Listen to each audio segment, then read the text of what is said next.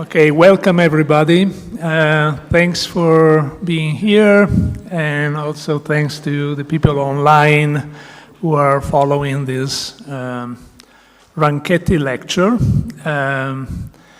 Let me spend a couple of words to illustrate why we are here and why we have this lecture series. We started this lecture series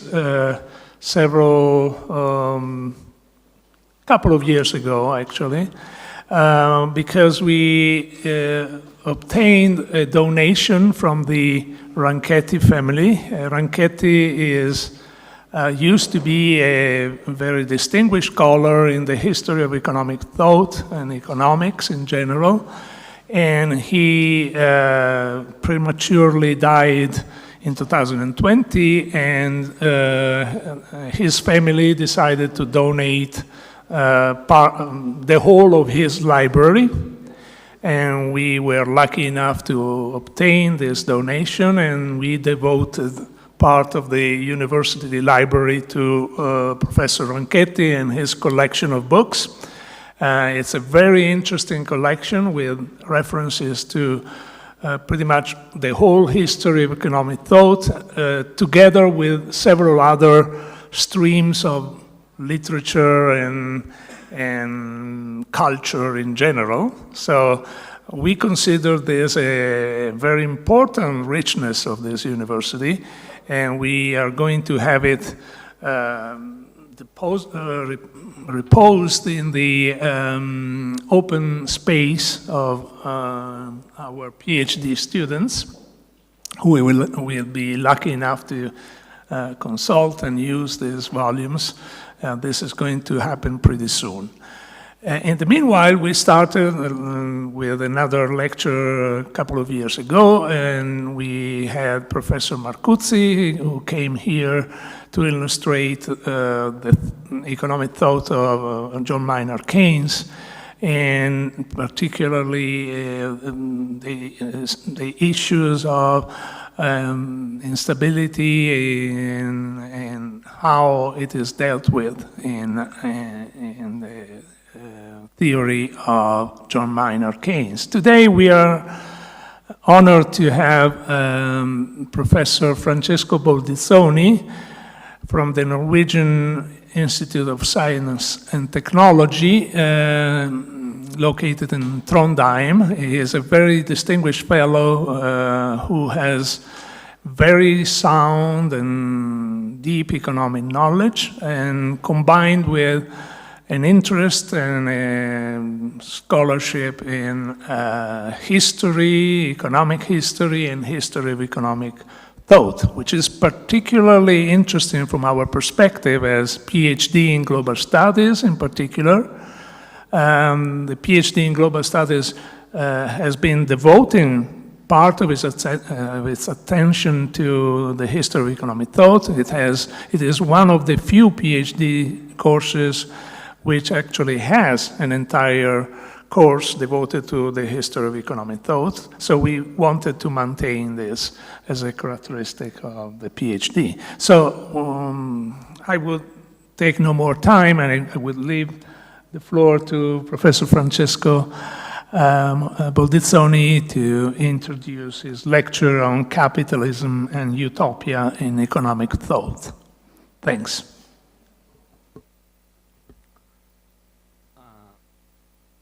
See if this works properly. Okay, thank you so much, Antonello, for the invitation and for your kind introduction. It's a really great pleasure for me to be here in Urbino and for such a special occasion. I'd first like to say a few words about Fabio Ranchetti, whose memory this series of lectures is intended to honor. I think I got to know Fabio in Pavia. It was probably spring 1998, so shortly before finishing high school, if I remember well. So our paths would cross again, indeed, at several other points over the years, but I cannot say I met him often. So I'm not the best person to tell entertaining anecdotes about his life, and I'd rather focus on three main ideas I feel I shared with him as a scholar. The first idea has to do with the role of the history of economic thought. Oh, grazie. So the first idea has to do with the role of the history of economic thought. This is best expressed in a phrase once said by our common teacher and friend Giorgio Lunghini, who has unfortunately also left us not long ago. And the sentence goes like this. Economists who think they can do without the history of economic thought are not only uncultured, they are also bad economists. So the history of economic thought, in short, is not a frill, an ornament with which to enrich curricula and conversations between colleagues. It's part of the mindset of an economist worthy of the name. If you are familiar with Fabio's work, you know how true this was for him. But this statement, at the same time, cannot really be understood except in the light of a particular conception of economics as a discipline. And here we come to the second idea that I shared with Fabio. According to this idea, economics is not cumulative knowledge, like a science that evolves from error to truth may be. In economics, what has turned out to be right isn't necessarily retained, nor are errors always discarded like dead branches. Rather, economics is a field where rival theories coexist and by no means peacefully. Some theories and paradigms prevail, while others succumb for reasons that have little to do with their soundness and much to do with external circumstances, which are political, which are historical, which are social. Similarly, ideas long abandoned sometimes re-emerge and are revived in novel ways. Having known Piero Sraffa closely, but also having witnessed the progressive sidelining of Keynesian economics since the 1970s, Fabio had first-hand knowledge of these dynamics. The third common aspect is that Fabio always strived to make his findings relevant outside his own academic circles, and cultivated his discipline in dialogue with a range of other fields. He was at ease moving between economic theory, moral philosophy, logics, and linguistics. As for me, I more modestly try to work at the fringes of economic history, the history of economic ideas, and social theory. But I think keeping one's horizon open is the best guarantee against dogmatism, a plague, an evil that often plagues not only mainstream people, but unfortunately also heterodox thinkers. And it is in this spirit that I have chosen the topic for this lecture. Last year, as has been mentioned by Antonello, Maria Cristina Marcuzzo gave a talk on Keynes' legacy for policy making. So echoing Fabio's economic interests, Today, I think it's fair to pay tribute to his more philosophical interests and his constant dialogue with Marx and Marxism, a dialogue that was always critical and creative. And to do this, I will take a cue from a recent book of mine, where I reflect on the failure of forecasts of the end of capitalism in the social sciences from the age of Marx to the present. So here we are. Can I make this thing disappear? Because I think it will improve. Okay. Outside the screen. Great. So I started thinking about this project on capitalism during the Great Recession that followed the global financial crisis of 2008-2012.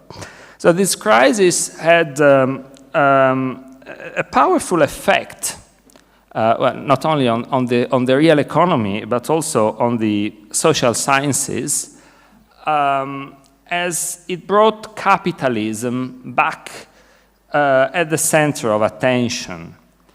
Well, since the collapse of the Berlin of the Soviet Union about some 20 years earlier, capitalism had lost some of its former popularity as a concept, as an intellectual tool.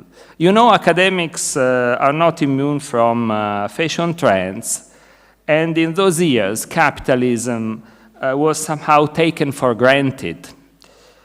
Big system thinking was abandoned in favor of middle-range theories and small-scale questions within the perimeter of the contingent global order.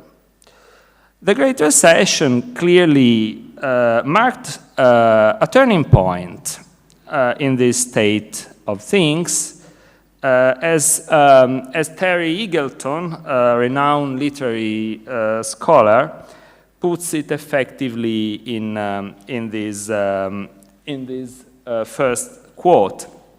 Let's read it. So the crisis has at least meant that the word capitalism, usually disguised under some such coy pseudonym as the modern age, industrialism, or the West, has become current one more. You can tell that the capitalist system is in trouble when people start talking about capitalism.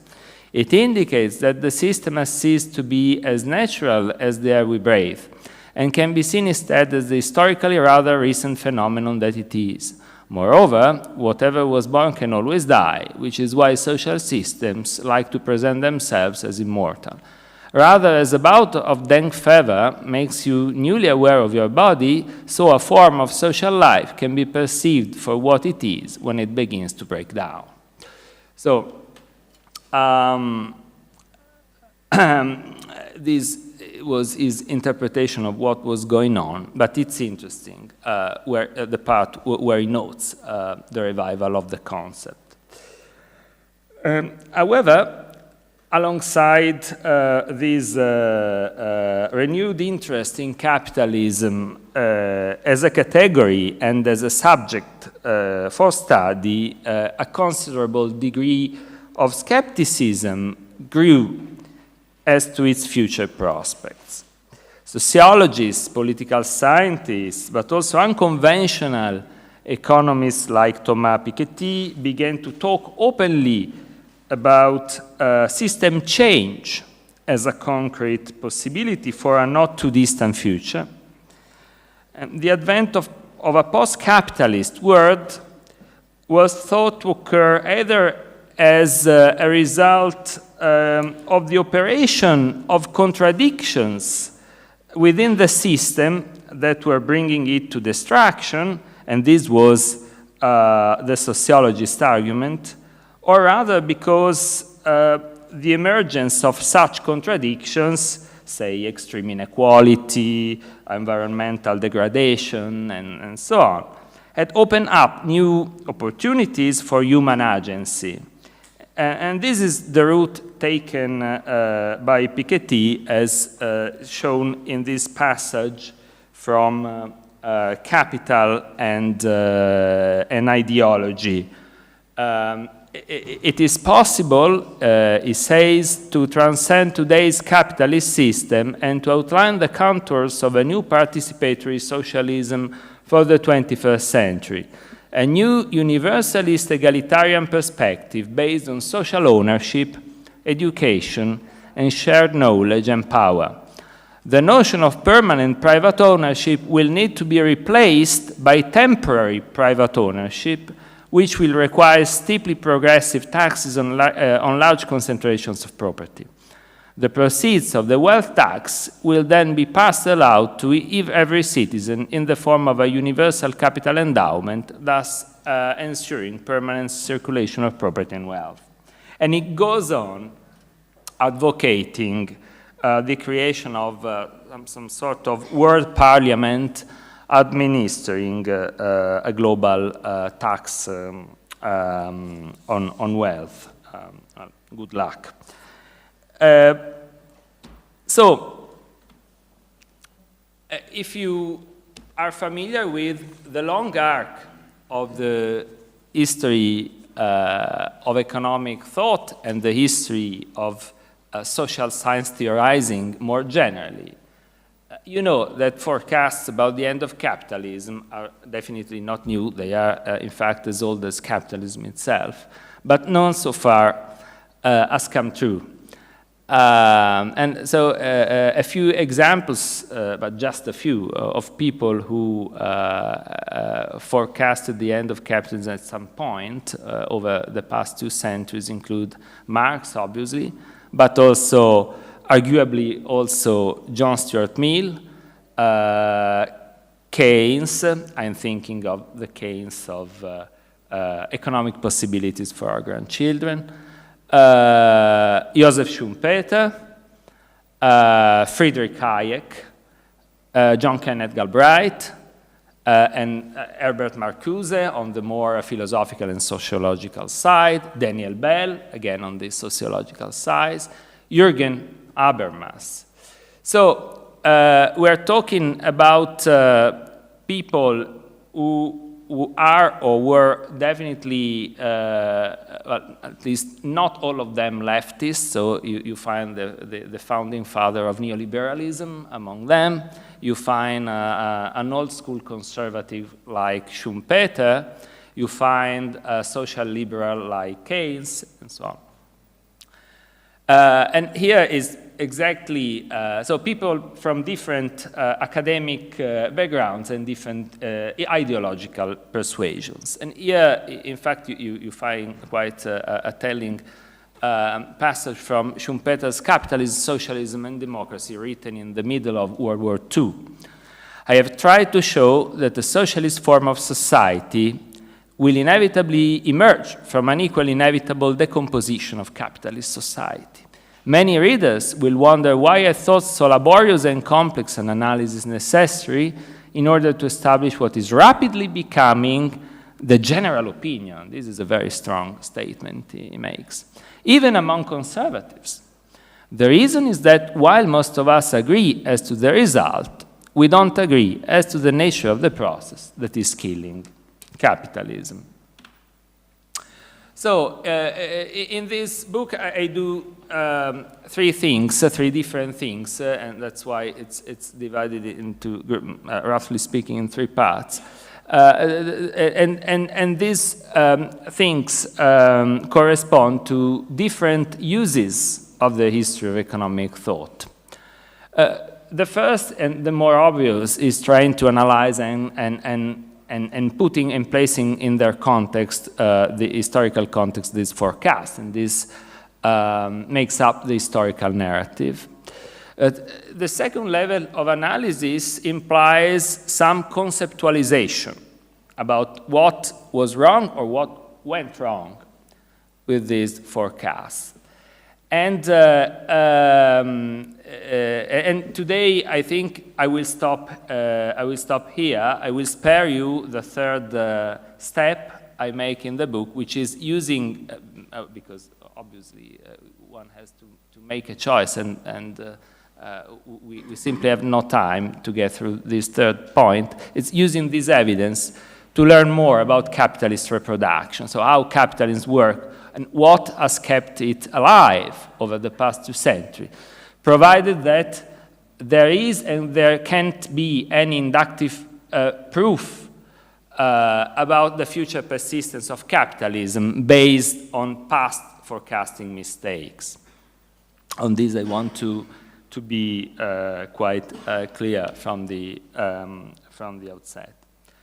So, but before we get into the midst of think and examine the relationship between capitalism and utopia, which is the subject of this talk, I think it won't be useless to be clear about what I mean, at least I mean by capitalism, what we are talking about. So capitalism, I said that it enjoyed a revival in the social science, in the lexicon of many social sciences, but the same can't be said about economics. I mean about mainstream economics, to be more precise. So mainstream economists still don't like capitalism as a term. You won't find it mentioned in a microeconomics, but not even in a macroeconomics textbook.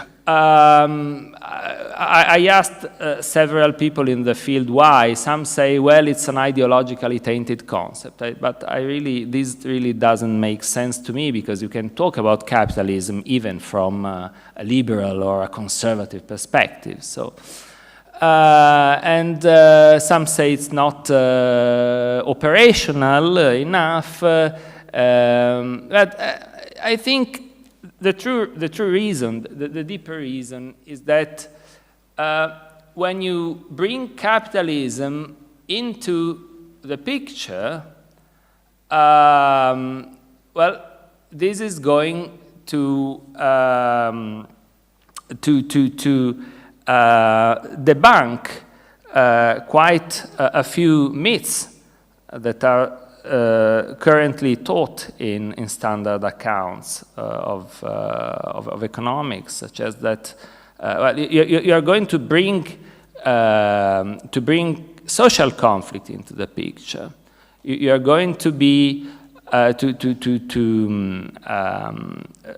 to show that economic equilibrium may be the exception and not the result of fortuitous circumstances rather than the norm, and the like. So, but the common question is, but can't we just call it market economy? So isn't it a more understandable, less vague concept?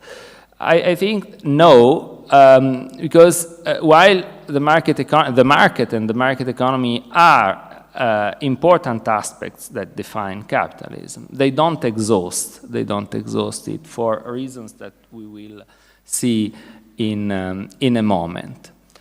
But at the same time, I think I don't even subscribe to the view that capitalism is an ideology or just an ideology. So those who claim that capitalism is an ideology think that, well, what are ideologies? Again, let's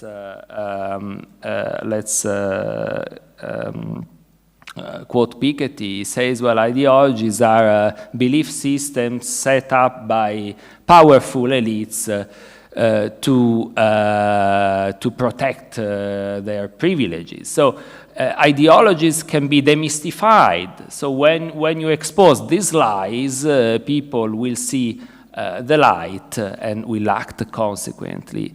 I think things are not so simple, because capitalism is actually a social system. Well, Marx spoke of a mode of production and this is where I can fully agree with him. I'd say with Elbronner that it's a social system, or even an institutionalized social order, as Nancy Fraser has more recently put it, characterized by three main ingredients. The first ingredient is a specific regime concerning the control of the means of production and also the means of financial accumulation. The control has to be private and held by a minority class, that is to say, the capitalist. Please note, I'm speaking of control rather than ownership to use a more general concept, because in the age of giant corporations with widespread share ownership, with pension funds who pool the private savings of millions of microscopic savers and so on, it is very complicated to draw an equivalence between ownership and control. So who are the owners of the corporation? It's the small savers or the pension fund managers who actually run it. So I think, but if you use ownership in a more flexible way, in a more flexible sense, you can, I think, keep ownership as well.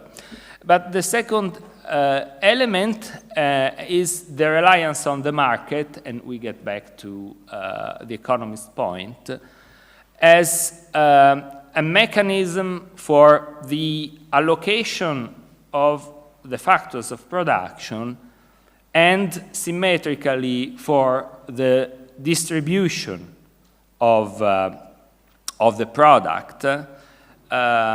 So the fact that things like natural resources and even more labor can be treated as full-fledged commodities and exchanged on a market, on the labor market, on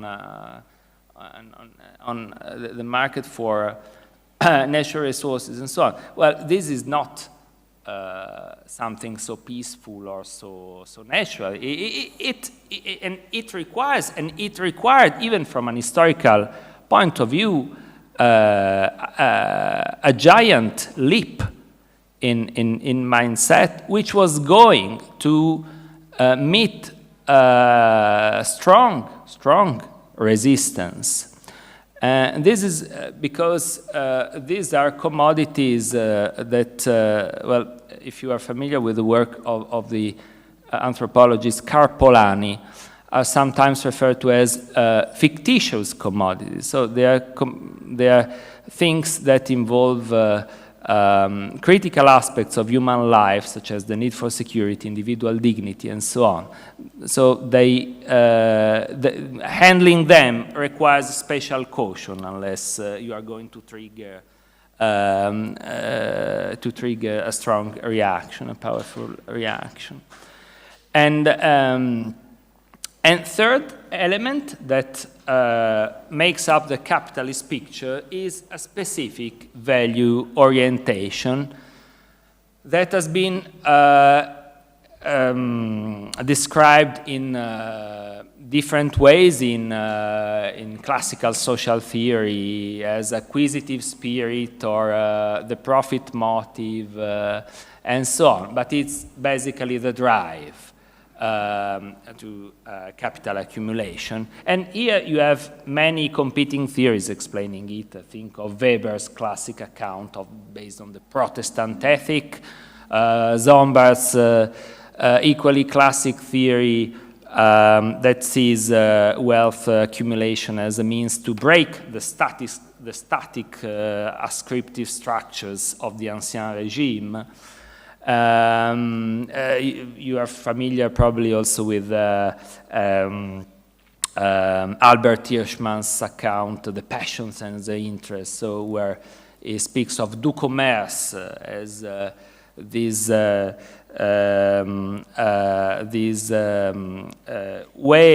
effective way to prevent resort to violence and conflict in society as a part of the Western modernization process. So these are alternative explanations, but I think they are not necessarily mutually exclusive. They can coexist and be combined to some extent, at least.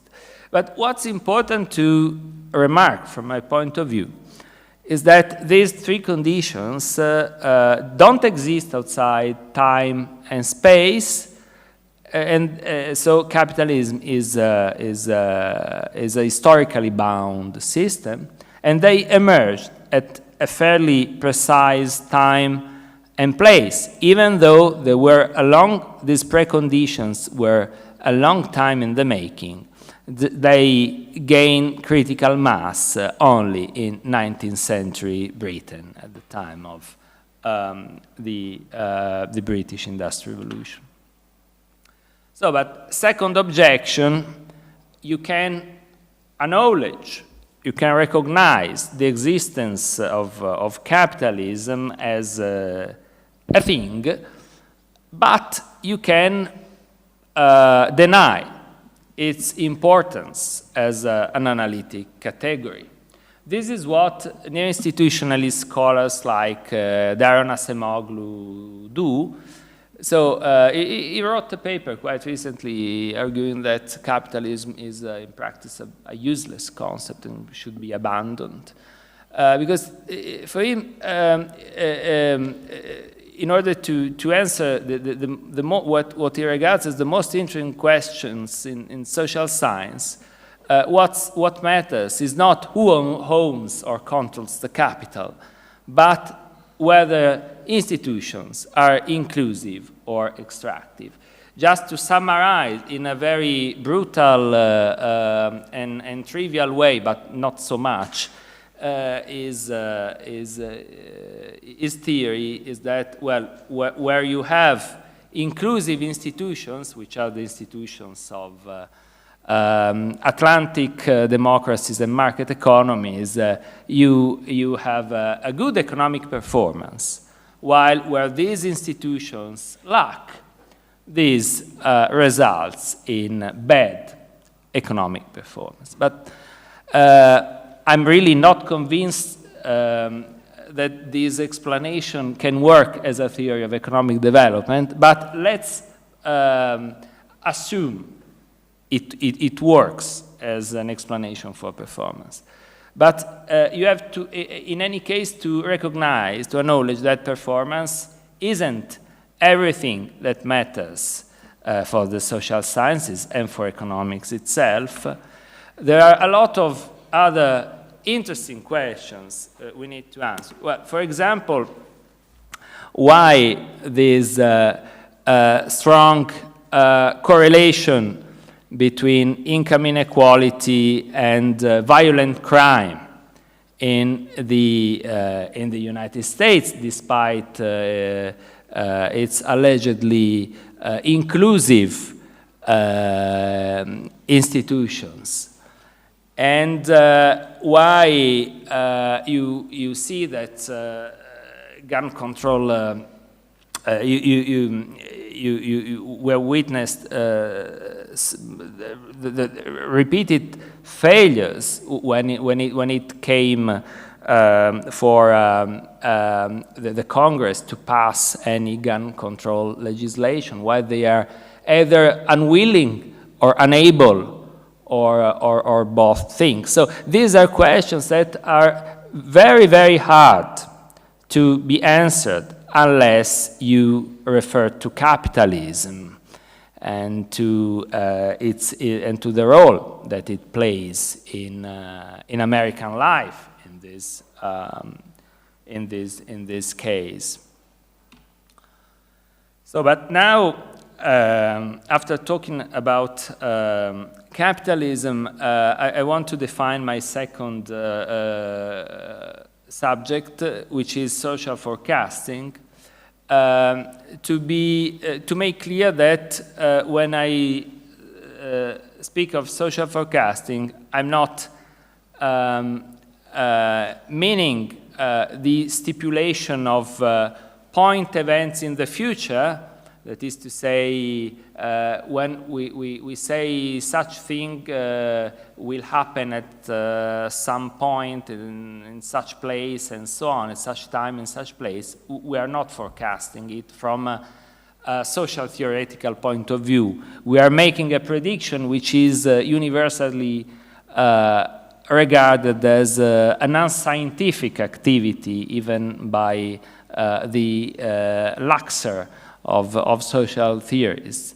But we are referring to the extrapolation of broader future outcomes from structural tendencies. So you see this structural tendency, and you envisage that the future will go in this direction rather than in another direction. It can be an entirely qualitative exercise. It can also be quantitative. It can be both. So it's not important how you are forecasting in this sense. So most of these thinkers, however, are qualitative thinkers.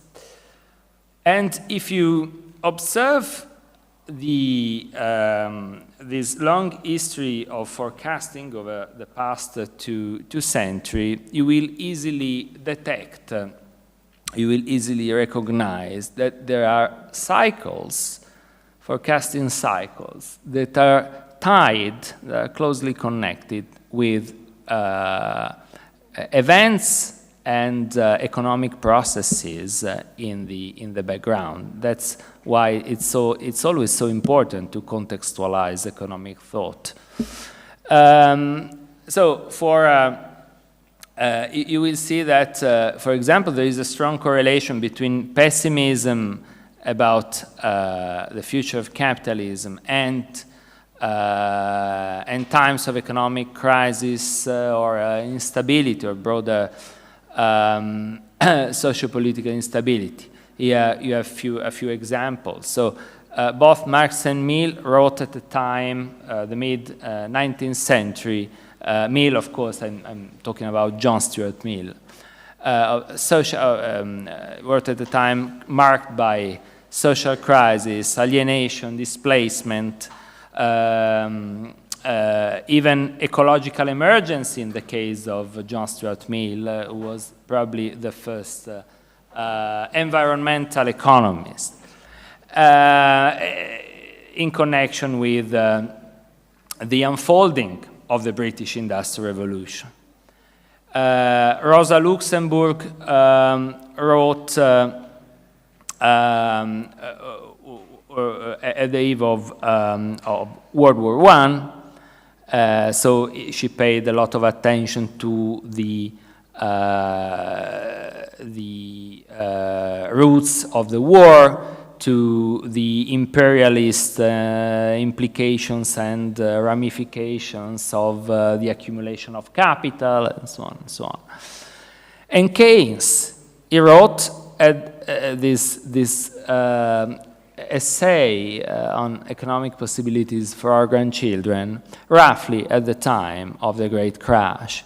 To be fair, he had already started writing it before the crash. He had already produced a draft, but he kind of rewrote it after the Great Crash.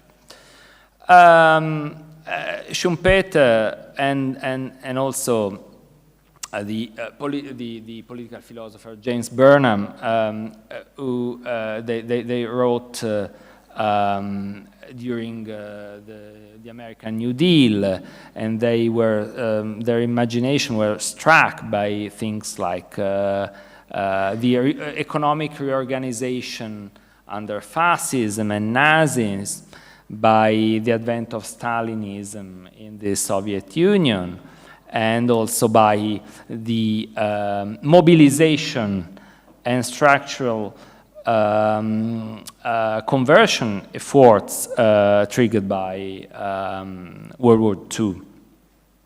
And finally, Daniel Bell, the American Daniel Bell and the German Jürgen Habermas, who both wrote in the 70s, they clearly were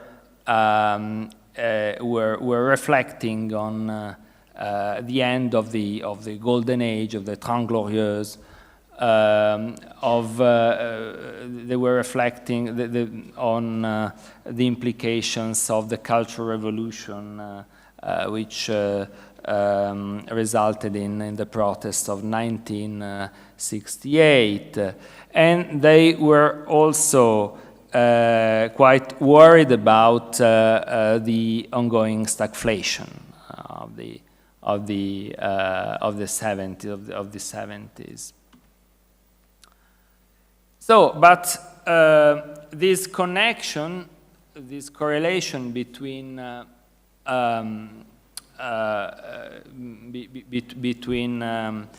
forecasting and the context is also true for the optimists, that is to say, for those who extol the virtues of capitalism and had great faith in its immortality, or in a convergence of socialism to capitalism and its final victory. For example, Walt Whitman Rostow, you all know him as a growth theorist and an economic historian, but Rostow was also National Security Advisor under Lyndon Johnson, and it was a hawk when it came to lobby for the continuation of the Vietnam War, which he saw as a strategic effort to contain. That was very much part of the doctrine of the then prevailing doctrine of containment of communism.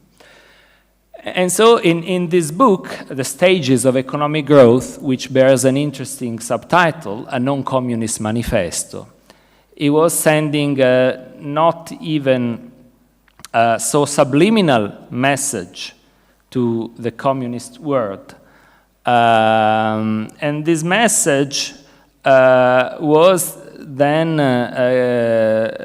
the days of actually existing socialism were numbered, because this system could really not cope with the urge towards consumerism, which for him is the real driver of economic development at the stage of advanced industrialization. So when you reach that stage, you have to turn to capitalism, because there is no other way. And similarly, Francis Fukuyama, who wrote around the time of the fall of the Berlin Wall, he maintained that it was the same desire for material goods and also individual recognition that he saw as the engine of history, the mechanism with capital M that explains historical development. Well, this was incompatible with a socialist organization of society. And that's why the liberal capitalist model had proved to be the only viable system, and history had reached its end point with the fall of the Berlin Wall. So another way of conceptualizing, of putting some order into this history of economic thought narrative, is to group these theories of capitalisms and into categories. So, and here I distinguish 4 groups of theories: implosion theories, exhaustion theories, convergence theories, and cultural involution theories, based on the kind of mechanism that is hypothesized. So implosion theories, these are perhaps the most famous because it's the kind of theories we commonly associate with Marx and orthodox Marxism. These posit that capitalism would implode because of its economic contradictions that can be both either on the supply side, as in Marx's original formulation in Das Kapital, hence resulting into overaccumulation, or on the demand side, as in later Marxist account, particularly those associated with Luxembourg or Paul Sweezy in the 40s and 50s. So, and this stressed underconsumption as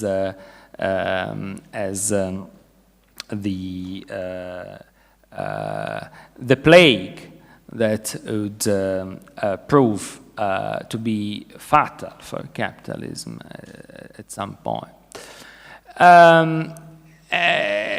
The second group is what I call exhaustion theories, and these differ from the former because in that they are more in that the process that is going to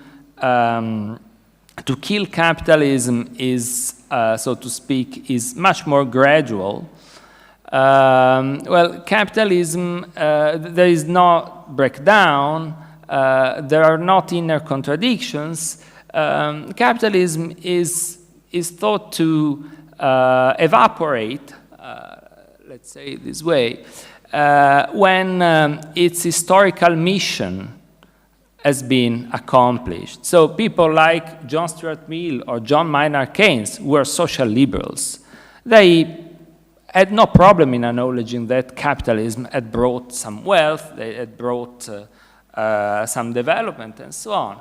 But they thought that at some point humanity had to go beyond it. So accumulation would stop due to environmental limits, in the case of Mill, saturation of material needs. This is something both Mill and Keynes dwell on. Moral or civilizational progress. Think again of Keynes and his distaste of the love of money and so on, which had perverted Victorian morals and so on. But this again echoes very much John Stuart Mill's argument at the peak of the Industrial Revolution. Third group of theories, convergence theories. Well, these kind of theories were very, very popular in the interwar period when,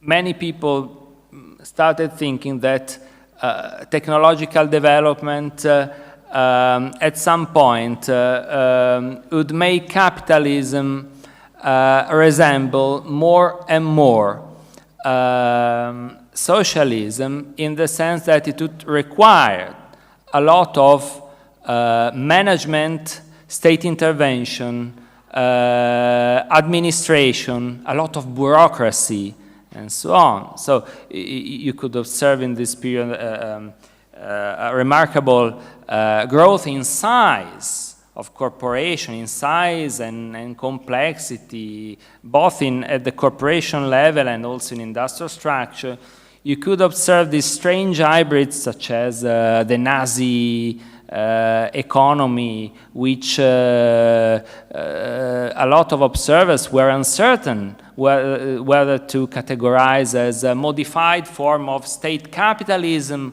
or an entirely new economic system that was emerging, and the same applies to corporatism. So some people really started thinking that the Soviet Union and the Western world, the U.S. under the New Deal, and which also implied quite a considerable amount of state intervention, and also the authoritarian economies of continental Europe would converge at some point, perhaps after the war, to a unified system, which a convergence that was seen by some as a dream and by others as a nightmare, depending, of course, on ideological positioning. Well, the forerunner of this theory of convergence, who wrote well before the interwar period, was Rudolf Hilferding in his book on finance capital. And it's so in this dimensional growth of capitalism and in the advent of state control, a tremendous opportunity to accomplish some sort of velvet revolution through bank nationalization. So, but then, of course, it was revived by people like Burnham, by Frankfurt School observers during in the interwar period, and later on in the 60s by John Kenneth Galbraith, who saw in this possible convergence an opportunity to accomplish some sort of détente with the Soviet Union. Well, it was on a very different position from Rostov, as you know. And last, cultural involution theories. This, in a way, bring us back to the first category of implosion theories, because the emphasis is again on some internal contradictions of capitalism. But these contradictions are no longer economic. They are cultural. They are political. Because capitalism, through state intervention, the welfare state, and so on, had managed quite successfully, even quite successfully, to overcome those contradictions and limitations. It had appeased the working classes, or at least this is what this was the perception in the post-war period, an age of great social peace and prosperity, of course. But these contradictions, far from being solved once and for all, had just been moved to a different level, which can be the political level, as in the case of Habermas, because the welfare state in the 70s was becoming more and more expensive. And so it was putting a strain on public finances in an age of slowing growth rates. In the case of Daniel Bell, who wrote from the US, where there was obviously no welfare state, the contradictions were sought in the weakening of the Protestant ethic at the root of American bourgeois civilization. So he really had a distaste, if you read this book, The Cultural Contradictions of Capitalism, really had a distaste for this new hippie culture and so on. But this was not entirely new. It was actually a revival of an old theory of Schumpeter, exposing capitalism, socialism, and democracy. So the reason why Schumpeter thought that capitalism's days were numbered in 1942 were exactly these the fact that capitalism was breeding its parasites and critics, including frustrated intellectuals who, according to him, were envious of the success of entrepreneurs and started preaching against capitalism and supplying the masses with their socialist slogans and so on. So, coming to the what is the last aspect we are going to talk about today. So, why have these forecasts failed? So, I think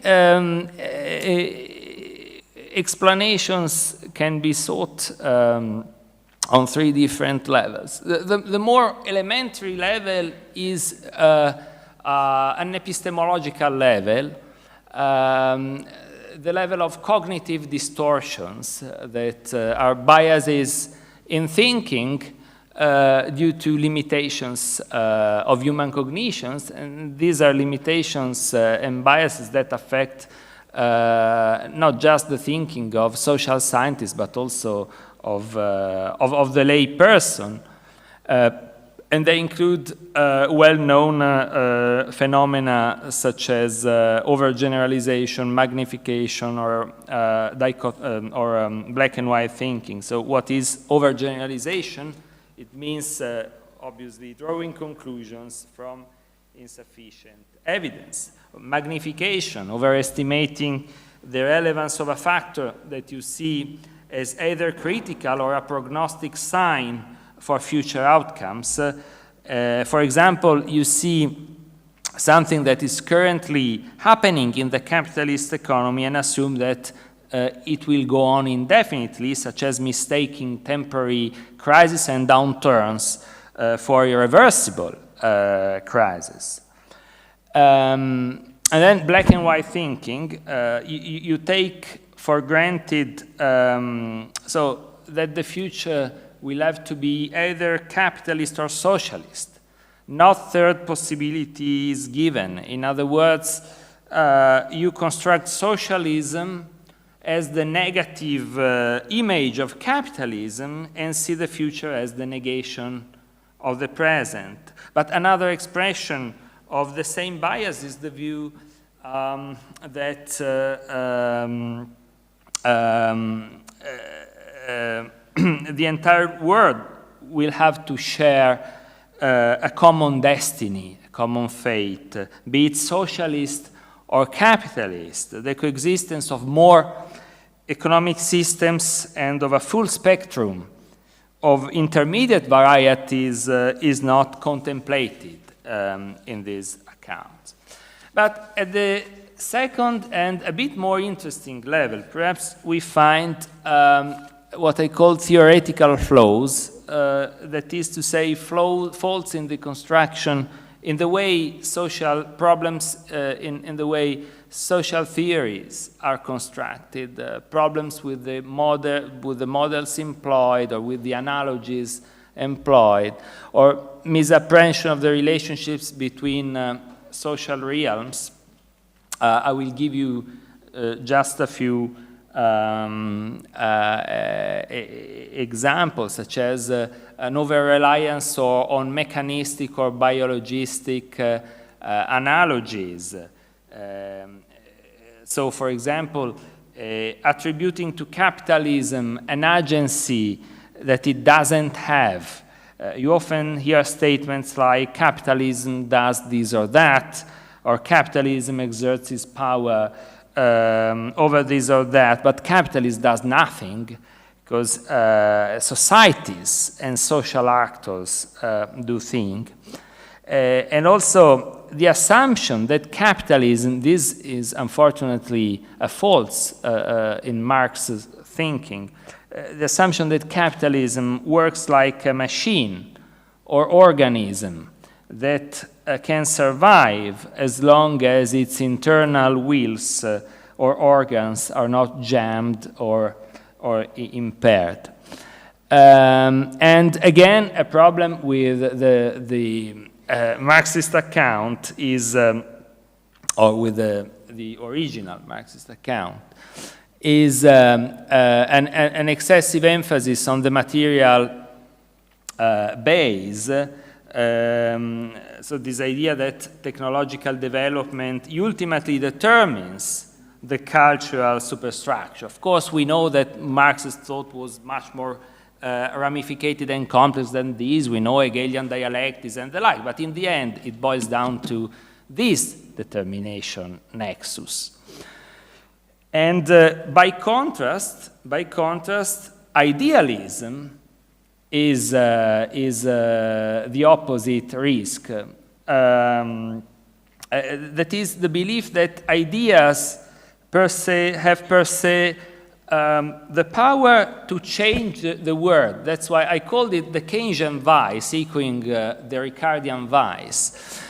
Because if you know how the general theory ends. At some point, Keynes writes, it is ideas, perhaps in the very last page, or one of the last pages, it is ideas and not vested interests that are dangerous for good or bad. It is ideas that have the power to change the world. So then all you need to do for Keynes and for Piketty alike is to find a good idea that can displace bad ideas and defeat social structures and vested interests. But finally, and I think at a deeper, the deepest possible level of analysis, I think, is what I call here the Enlightenment mindset of modern thinkers, which draws its strength from a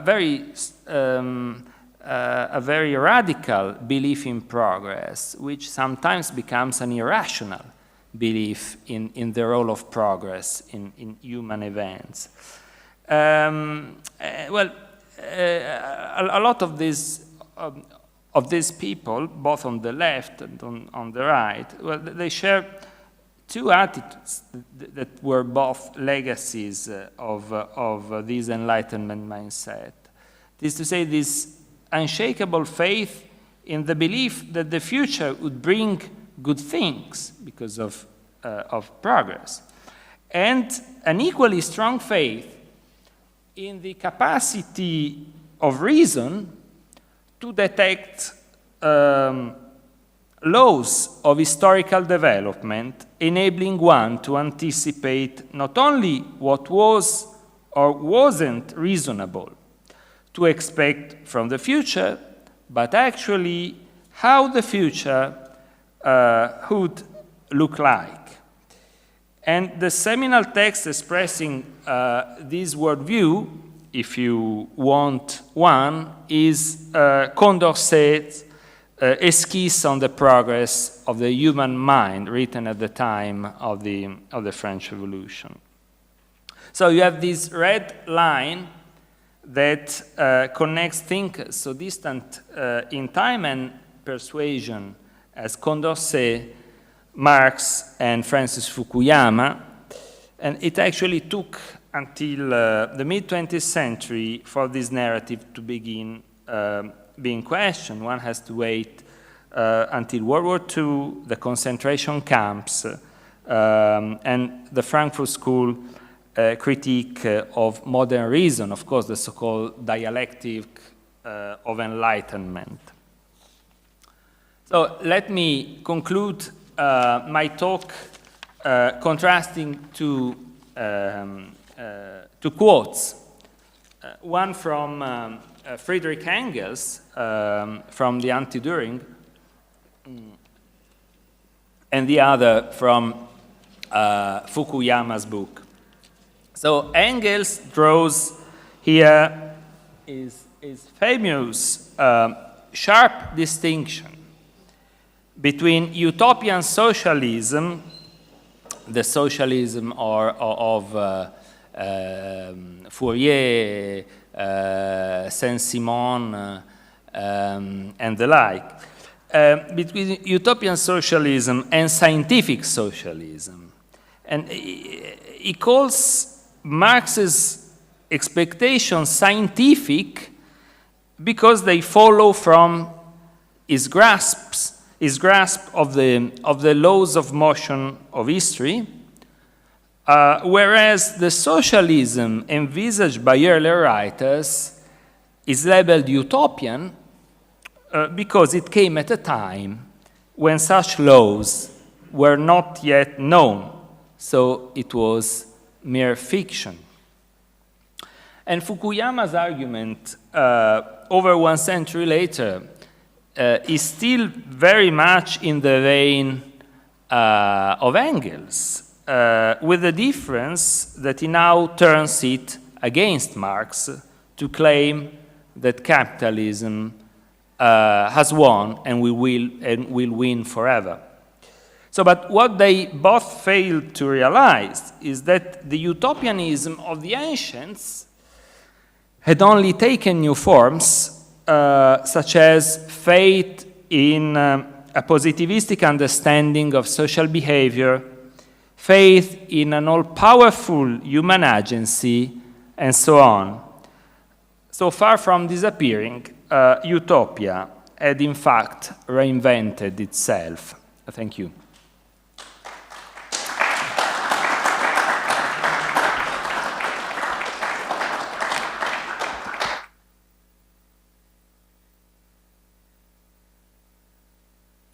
Thanks, Francesco, for this very enlightening way of going through the whole economic thought, indeed, almost. I would like to leave the floor to interventions and questions and any possible ideas that might have emerged from this presentation. I'm asking also the people who are online who might want to intervene, but I would start from the people here. Let me connect first.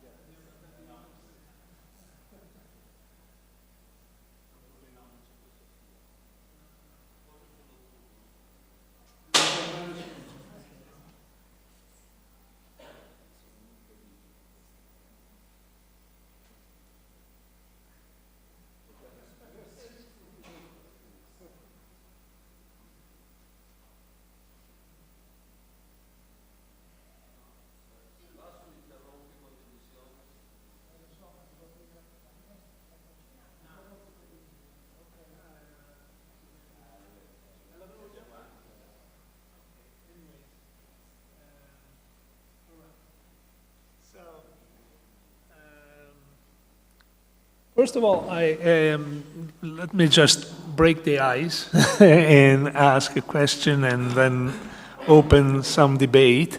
I have one point that I found very stimulating was the one in which you actually designed several typologies and typologies of thinking and historical ways of looking at the history of economic thought, and as all typologies, they are arbitrary, but and they are useful to the extent that they help us better understand some emerging facts or interpretations.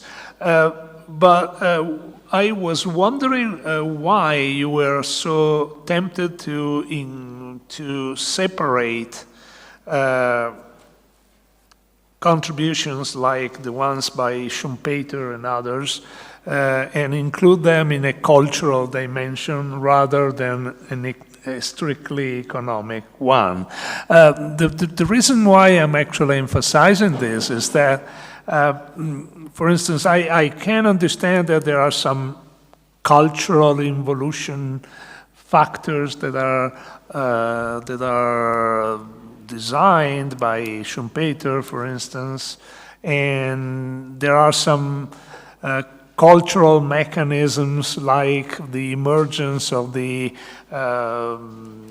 heroic entrepreneur, which is more cultural probably than economic driven.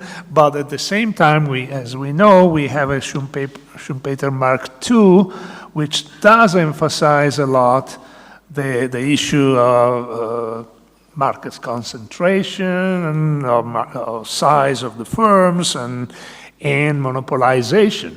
So this very important part of the Schumpeterian thought cannot really be included in a cultural dimension only or prevailing.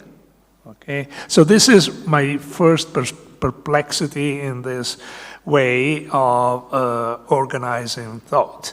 And the second thing that I wanted to draw attention to is the fact that the specific value orientation that it seems to be a very important characteristic of the economic thought on capitalism is something that much emphasizes the for-profit dimension of economic activity, whereas even starting from Adam Smith, you could actually emphasize also the ethical part of capitalism. He seemed to sort of underline to the extent that there is a sort of selfish component that is balanced also by a sort of social component. This is the 2 points that I wanted to raise just to open discussion. And then, of course, all the interventions are most welcome. Stefano, yeah, it's better because we have the microphones. Stefano Visentin, go ahead. Thank you so much for your very interesting, wide, and very rich talk.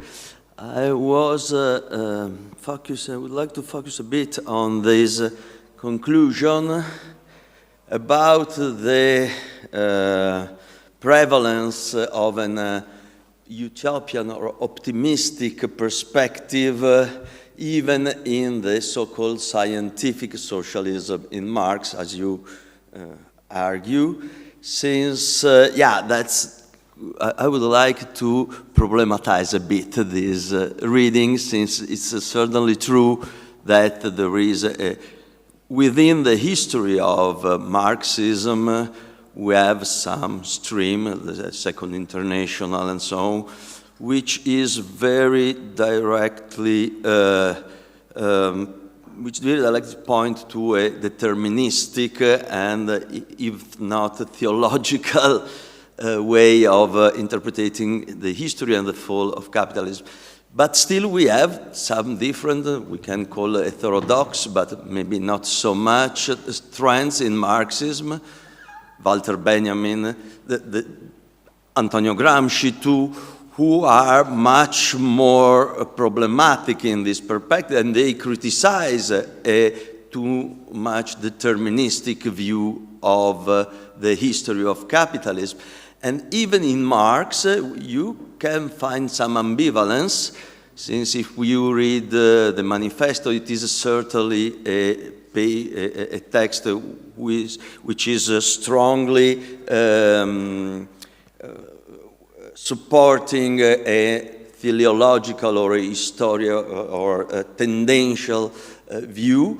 But if you, for instance, go to the volume 3 of Capital, when Marx deals with the tendential fall of profit rate, he also speaks of counter tendencies. So it's a bit more, I would say, a bit more complicated than, and yeah. So I would like to hear from you some few more words about these two different presence within Marxism of different interpretation of history. And okay, thank you. There's another.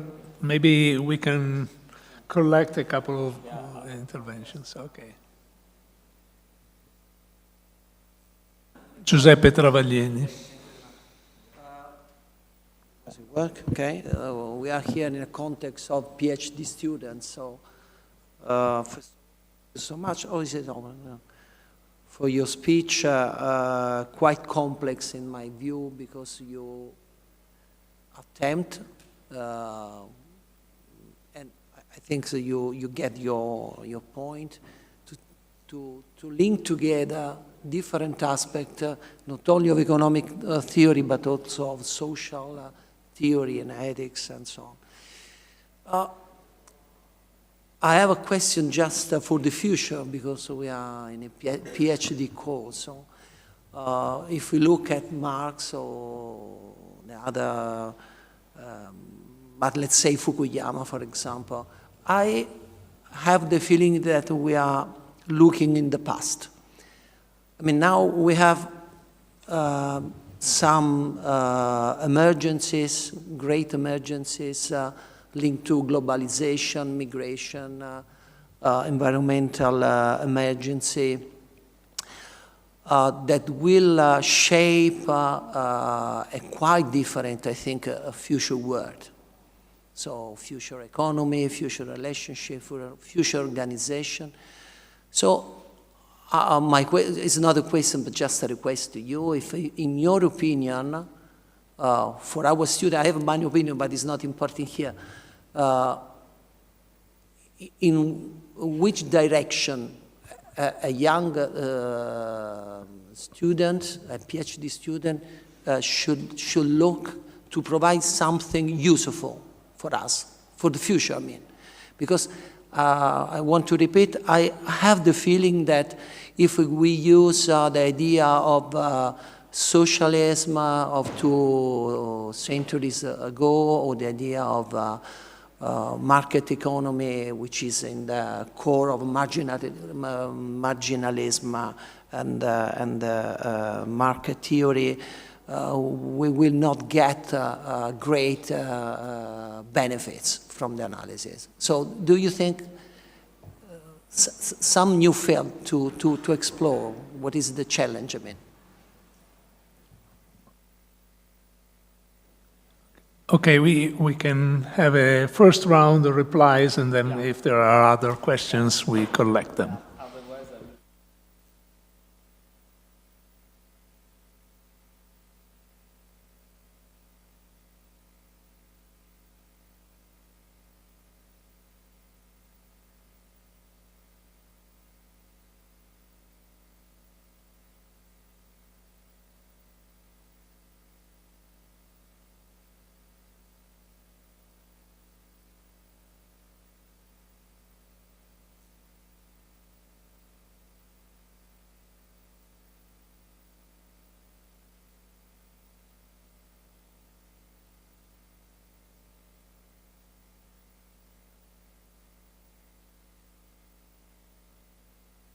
Yeah, I mean, with respect to his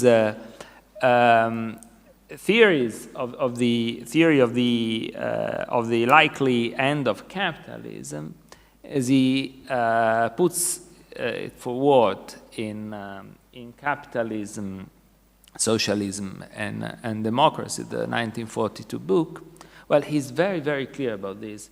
Well, of course, in my book, I take these points on board as well. But Schumpeter spends a few pages discussing all the possible threats to the future survival of capitalism, including what he calls trustification, that is exactly this growth in complexity, growing collusion of firms, this growing collusion between firms, this organization of industrial structure, this more and more pervasive role of state intervention in the economy, in the capitalist economy and so on. But he concludes that none of these issues, although relevant, are the definitive factor that will kill capitalism. So it's very much in his. I'm very much basing this categorization on his own emphasis and his own text. Of course.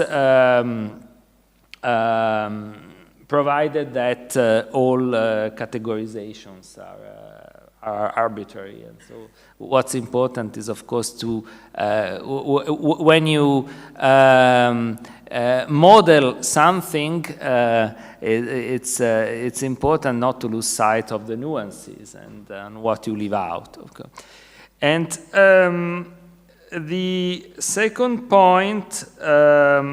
It was about the acquisitive spirit of capitalism, but Adam Smith also, especially if you're familiar with the theory of moral sentiments and so on, he emphasized, well, it's a very big problem in the history, a very big hermeneutic problem in the history of economic thought, the Adam Smith problem, it's called.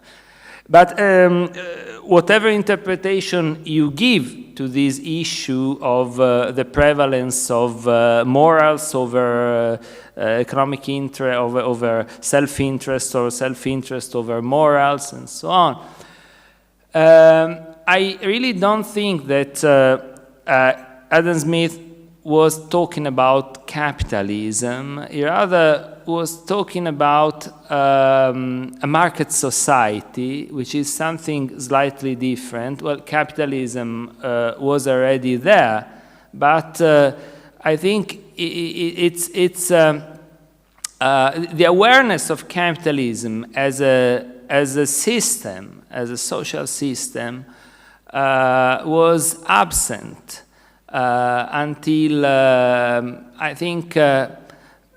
At least until Ricardo, but probably until after Ricardo, because Ricardo interestingly speaks of capitalists, speaks of wage earners and so on, but he never speaks he never gives a name to the system. He says, well, the profit rate is going to fall, economic growth is going to stop, but he never questions the stability of the social system that revolves around this construction, which obviously includes some of the most salient elements of capitalism. So this is, I agree with you, but I think he had in mind the market society. The second question, Marx, well, of course, I agree with you that this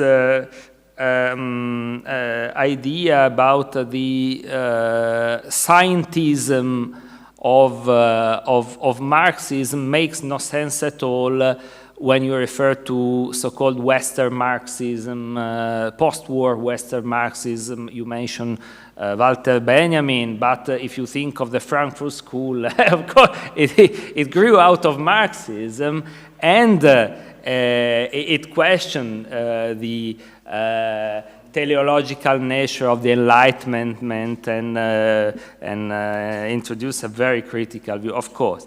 I was referring to early Orthodox Marxism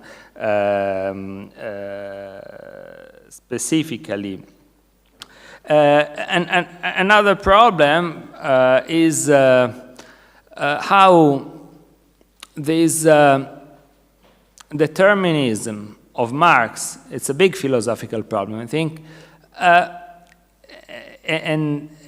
this determinism of Marx can coexist with the kind of dialectical structure of social reasoning, of social theorizing, yet mutuated from Hegel and left Hegelianism.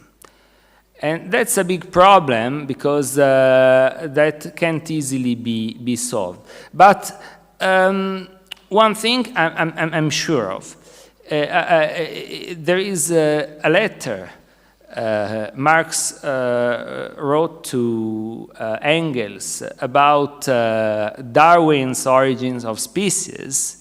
Well, Darwin sent him the book and say, well, read it because it's interesting stuff when it came out. It took 1 year before Marx managed to read it. But at the end, he wrote back to Engels and he said, well, I'm really impressed with what this guy writes because this provides exactly the natural philosophy foundations for our views. So I think the best way, I don't regard myself as a Marx specialist. You should ask Must or someone else probably. But Marx, this ambivalence of Marx can be best understood as a form of perpetual and unresolved tension between these two poles. The pole of his originary Hegelianism and this zeitgeist in which he found himself living and writing, which was the zeitgeist of emerging positivism. So, not an easy answer. And finally, to answer Giuseppe's question, well, it's a very complex, again, issue because it calls into question the relevance of dead ideas for the world in which we are living. I think, of course, if we expect to find in the history of economic thought immediate answers to our questions, to present-day questions, I think we are bound to failure, because the world changes, history goes on, despite what Fukuyama's predicted a few years back. But I think what, well, even if you look for example, today we are rightly concerned with this ecological emergency. One easy way to get out of to answer this problem is that, well, but Mill already was concerned with the ecological emergency and so on, but it was a different historical situation, so historical situations are not easily compared and comparable. I think what the history of economic thought and the history of ideas more generally provides us with is it's a toolbox. It's a way. It's a mindset. It's an endowment of antibodies that vaccine us against naivety. I think these sort of things are badly needed by our students, but by our colleagues as well, by ourselves, first of all. So that's where I think the continuing relevance of the history of ideas lies, I think. Yeah. Annalisa Rosselli, are you still there? I am still there. Can you hear me? I switch on Perfectly, the camera. yes. I think it's better. Perfectly, thanks, Annalisa. Go ahead. Well, thank you very much for your interest in reconstruction. I disagree with you about Adam Smith and the idea that Adam Smith had no awareness of capitalism. He does not call it capitalism, but commercial system anyway, is the same way. But I agree very much with you with the importance, of course, of history of economic thought. And the importance that you give to history of economic thought, in my view, depends very much on the idea that you have of economic science. If you think that economic science is a natural science, you do not need a history. If you think that it's something different, it's not a natural science, then history matters, of course. But this is just a comment. I have a question. The question is that in your presentation, because of the time period that you studied and that you presented, you focus on the opposition capitalism versus socialism. So, say, collective ownership versus private ownership or similar things. But today, I think that that here we have not this contrast, socialism and capitalism, but an opposition within capitalism itself. We have, as many scholars have observed, different kinds of capitalism. We have authoritarian capitalism, China-like capitalism, and we have Anglo-Saxon capitalism, social democratic capitalism. So we have different kinds of socialism. And this is connected with the view that the different scholars have of the future of capitalism, because if capitalism is connected to certain kinds of institutions, not just extractive or inclusive, but different, certain kind of institution. If, for example, capitalism requires democracy, then, of course, this shapes the future of capitalism. Can we study the future of capitalism without taking into account these different kinds of capitalism, different kinds of political regimes in which capitalism thrives and lives today? This is the question. Thank you, Annalisa. Other questions or intervention before we leave the... Okay. Gerasimov? Is that correct? Close to... Okay, very good.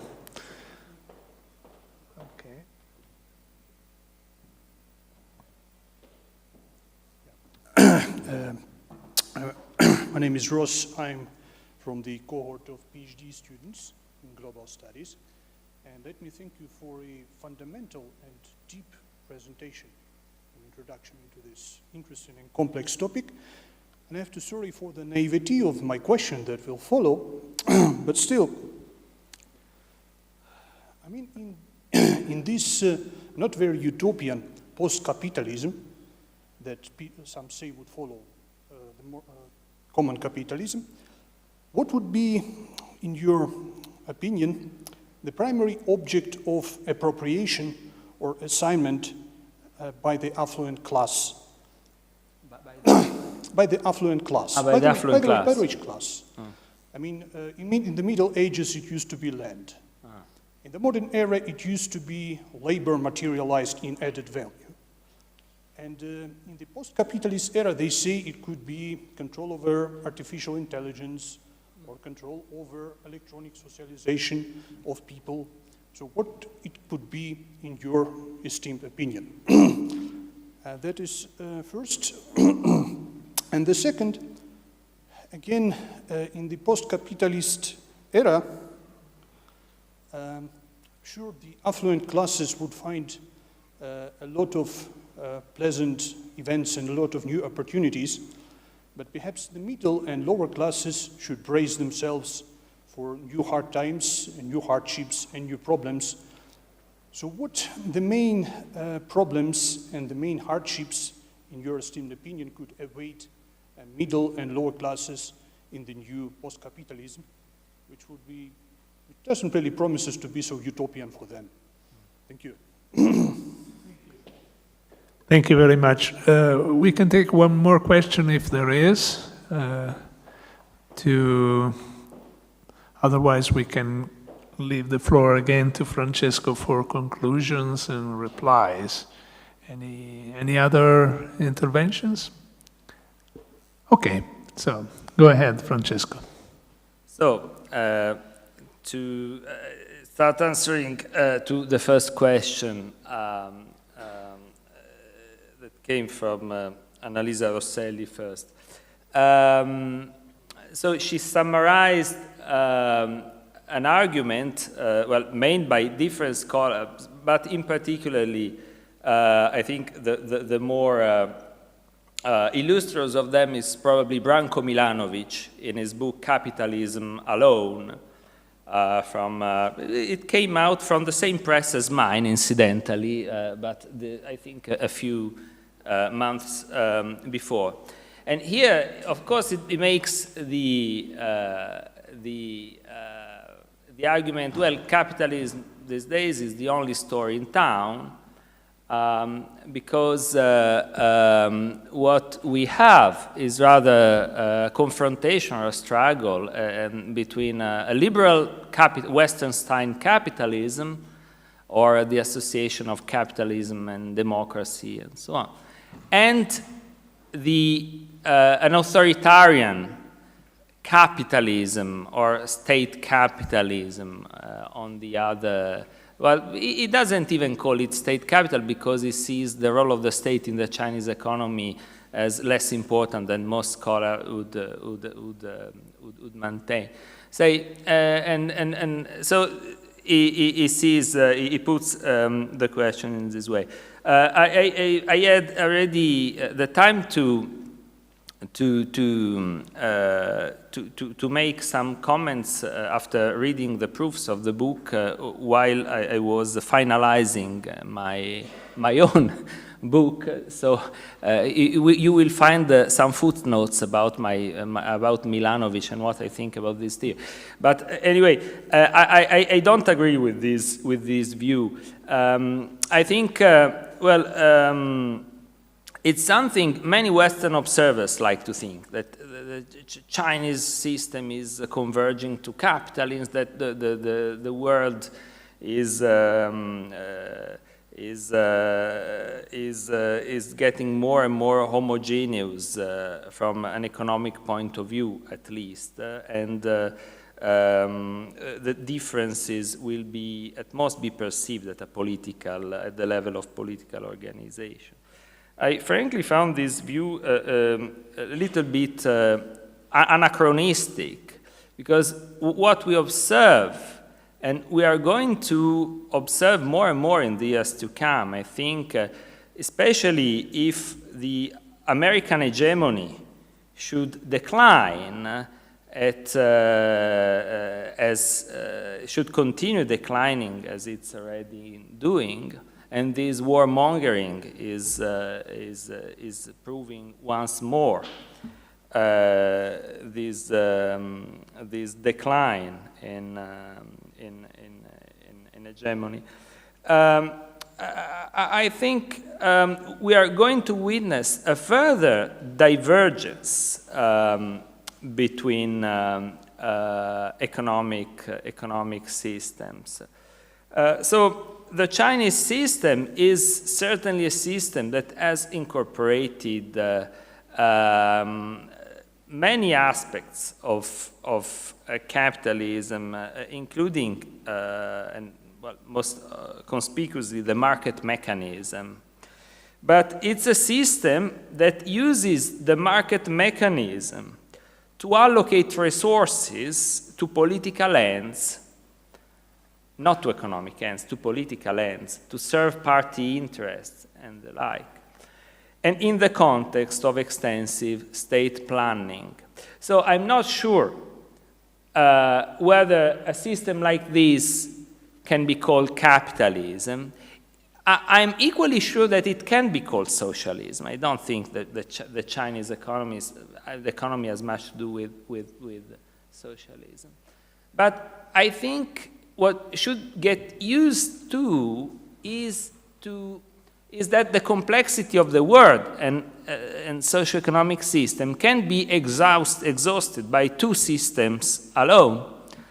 In other words, socialism or what we have so far imagined as socialism in negative terms, as I said when I mentioned black and white thinking and so on, is not the only alternative to capitalism. There may be more alternatives to capitalism. So the world that awaits us is probably going to be a world characterized by a multipolar economic and political order, whose advent is likely to go hand in hand with the composition of this liberal style globalization that has been the standard since the fall of the Berlin Wall. So this 20 or 30 years after the fall of the Berlin Wall, in perspective, should probably be characterized by this strong liberal order and so on, liberal globalization, the dominance of a single one-world capitalism, of a single system and so on, should probably be regarded as an exception against which reactions are already emerging, some more dangerous and more worrying than others. And there was also, I think, another question. Yes, which I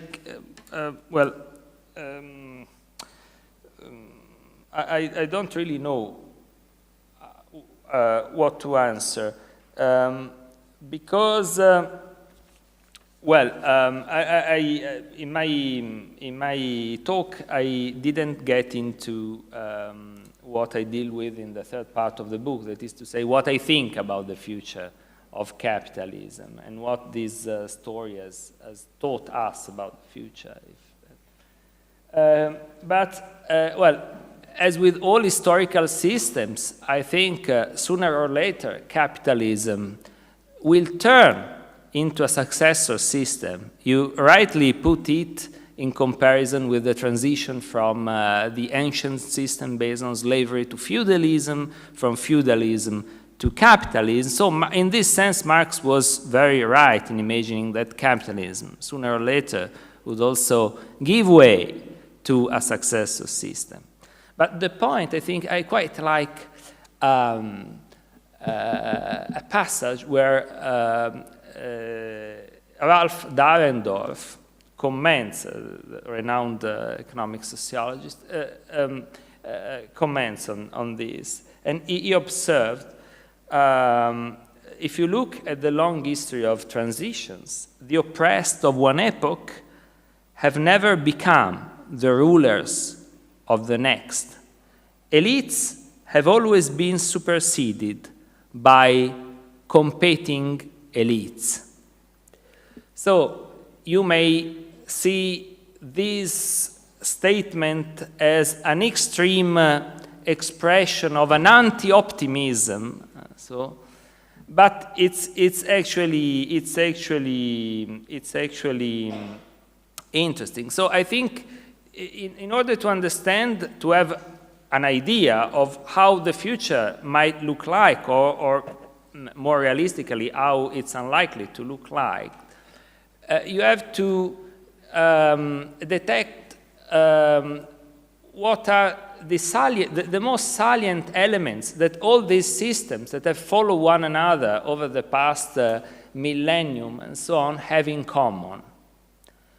And so, of course, you will have to take account of historical change, of new things that have emerged and that are still emerging, and you will, of course, as I say in the book, you will always be unable to draw a detailed picture of the future, but you will at least have some chances to get a sense of how the future won't look like, or how it's unlikely that the future will look like. And it's unlikely that the oppressed of one epoch will become the rulers of that. Then your question, what's the next object of plunder or accumulation and so on? Will it be knowledge? Will it be? My answer is I have no idea. I'm not a futurologist, unfortunately. But it's interesting to ask oneself this sort of questions, I think, even if they don't have an answer. Okay, thank you. Thank you really for this very wide perspective. I think we could close it here with maybe one additional word that it appears very clearly to me that from this overview of economic thought and understanding of different perspectives, there is another important role that can be played by the history of economic thought, that is identifying concepts that tend to be permanently useful in a way. And I think there's been several examples in your own illustration, starting from monopoly capital or to the rent-seeking behavior and different appropriability mechanisms that are all emerging in different moments in the history of economic thought with different emphasis and interest to deal with real world problems. So going back to the concern that was made by Giuseppe, I think, Giuseppe, we should say, Giuseppe, Giuseppe said, I think it's much more useful than it appears. So, and I would conclude with this. Thanks very much, Francesco, and we'll continue with this tradition with other Ranchetti lectures in the future. Thank you very much.